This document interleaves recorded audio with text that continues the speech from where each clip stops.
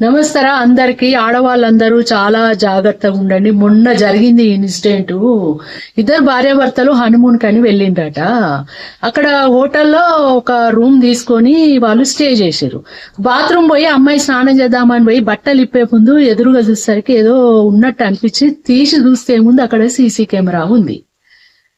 అప్పుడు హోటల్ యాజమాన్యాన్ని పిలిచి అసలు చూపించి ఆ కెమెరా తీపిచ్చి ఆడెవడు పెట్టినోడని వాడిని అరెస్ట్ చేశారు. ముఖ్యంగా అక్కడ హోటల్ యాజమాన్యంది తప్పు కాదు, అక్కడ స్టాఫ్ ఉంటది కదా, ఆ ఎదవలు చేసే పని ఇది.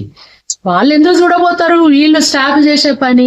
కానీ భార్య భర్తలు ఎవరే గాని మీరు హోటళ్లలో మీరు స్టే చేసేటప్పుడు, ముఖ్యంగా హనీమూన్ పోయే జంటలు భార్య భర్తలు మీరు ఎంజాయ్ కోసం అని చెప్పేసి అని మీరు వెళ్తూ ఉంటారు కదా టూర్లకి, మీరు హోటళ్లలో రూములు తీసుకున్నప్పుడు మీరు బాత్రూమ్లల్లో హోటల్ రూమ్ల మీరు అన్ని చెక్ చేసుకోండి ఏమైనా సీసీ కెమెరాలు ఉన్నాయా అని.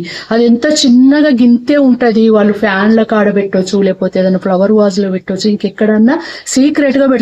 దాన్ని అబ్జర్వ్ చేయండి ఫస్ట్. మీరు ఇప్పుడు భార్యాభర్తలు అంటే వాళ్ళు ఎంజాయ్ చేయడానికనే పోతారు, వాళ్ళు సరే వాళ్ళు స్పెండ్ చేస్తారు, దాన్ని సీసీ కెమెరాలో వాళ్ళు షూట్ చేసుకొని వాళ్ళు ఏం చేస్తారు, దాన్ని వేరే యాప్లకు వాళ్ళు అమ్ముకుంటారు అన్నట్టు, లక్షలలో సంపాదిస్తారట. ఇది ఒక బిజినెస్.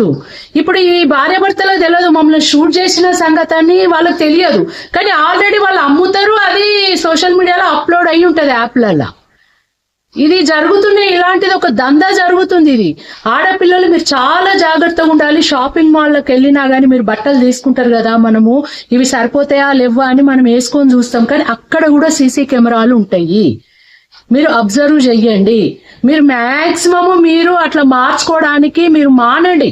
బట్టలు మార్చుకొని చూసుకుందాం అనేది చెప్పలేము, ఎక్కడ ఏది ఎట్లా ఉంటది అనేది. ఇప్పుడు యాప్లలో అప్లోడ్ అవుతుంది, కానీ మనకు తెలియదు, చూసేటోడు చూస్తూనే ఉంటాడు. అంతా జాగ్రత్తగా ఉండండి నాన్న ఆడవాళ్ళందరూ. ఇది నిజము, ఇవి జరుగుతుంది, ఇది ఒక బిజినెసే.